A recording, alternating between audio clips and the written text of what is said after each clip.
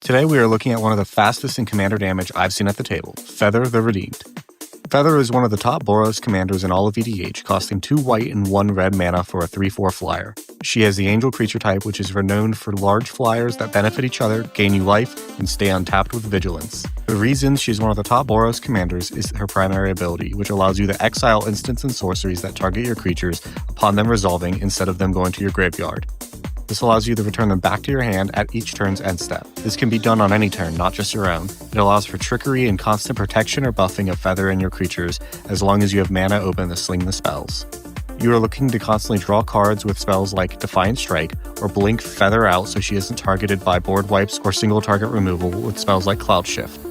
The Feather deck ran in our pod as a spell-slinging Voltron deck. She's going to kill you one of 2 ways: sudden commander damage or slowly pinging you down every time a spell is cast. We split our creatures into 2 sections. The first is our utility creatures. Our recruiters will help us find other creatures and thin out our deck to find the spells we need to cast on Feather. Alternatively, we have utility creatures that provide us other benefits like Grand Abolisher, locking down opponents during your turn. The other group of creatures are our pinging creatures. The infamous Gutter Snipe or Flame Breather gradually wear down our opponents each time we cast spells on Feather. We also have Young Pyromancer putting up defenses or offenses depending on everyone else's board state. Now for the core of the deck. Instants and sorceries. First, let's look at the primary spells in our engine and our resilience. As Feather returns spells back to us at the end of each turn, we want to be casting protection spells like Cloud Shift anytime she or another one of our creatures is targeted by removal. Additionally, we can block with Feather, and before the damage is dealt, blink her out to stop things from hitting our health as long as they don't have trample.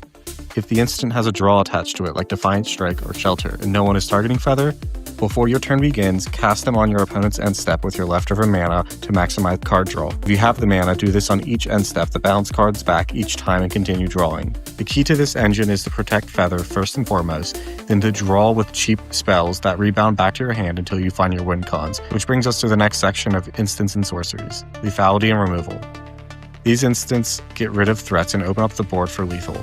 Our solo board wipe is Divine Reckoning. Then we have some single target removal for our opponents like Swords to Plowshares, or other rebound based cards like Reckless Rage. Commander damage can happen quickly with Feather with spells like Titan Strength, Boros Charm, or Psychotic Fury. Take out one player at the table, let everything rebound, and the next turn do it again. Artifact-wise, we are running Mana Rocks to help lower our land count, highlighting Bender's Waterskin to grant us mana every turn and repeat draw spells or protective blinks. Most importantly, we also run Sunforger to help us find the instants and sorceries we need for solutions. Enchantments. Enchantments are primarily helping our Death by 1000 cut strategy while we sling spells. There are 34 lands including MDFCs like Legion Leadership and Sigiri Shelter. 3 utility lands stand out, with the Reliquary Tower being the most important, so your 1 mana draw spells that come back to your hand allow you to bulk up. The rest are Boros staple to lands or basics. The Feather deck in our pod is running more on the budget side, but it still has a lot to go on. Game changer wise, we run none, though the most common to see online with Feather are Smothering Tithe for mana to run wild on, Jusko's Will to pull spells out of your deck to play on the Feather, then rebound them back to your hand immediately after, Gamble to find that win con card you need and hopefully hang on to it. While we aren't running infinite combos, we do have some interactions to look for in your hands while Feather is on the board. Number 1, the wipe advantage. Instead of saving blink spells for casting when Feather is targeted by removal, you can go on the offensive. Using wipes like Day of Judgment, once cast, blink Feather out to clear everyone's board but your own. You will get the blink spell back at the end of turn, ready to phase her out again if removal comes back her way. Pro tip, if blinking multiple creatures, save Feather for last. She needs to be on the field as your other spells resolve so they all jump back to your hand. Part 2, the removal engine. Using removal spells like Reckless Rage, which require you to target one of your own creatures, then an opponent's creature, will allow you to trigger Feather's rebound and recall the spell back to your hand. This allows for an endless cycle of removing creatures each turn with Feather as you loop removal over and over. In our pod, Feather has played 9 matches, winning 6 of them. She is the most threatening commander in our pod at a 66.7% win rate. While everyone at our table would agree she's a kill-on-sight commander, it makes it hard when she phases out, gains protection, or is granted indestructibility every time she's targeted. She's a menace in the air with cheap instants that find commander damage fast. Community-wise, we see 2 major differences in how Feather is played online. The first difference is artifact retrieval. Many Feather decks online heavily rely on Sunforger, which we do run, but they also run tutors to find equipment so they can pull those instants and sorceries out with Sunforger fast.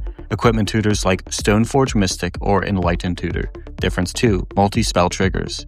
Other decks lean into the fact that you will be casting multiple spells often and run cards that benefit from such strategy outside of our ping strategy. Cards like Monastery Mentor or the God of Storytelling allow you to cast a lot and then benefit a lot from that casting. Feather the Redeemed is the second most used Boros commander for a reason.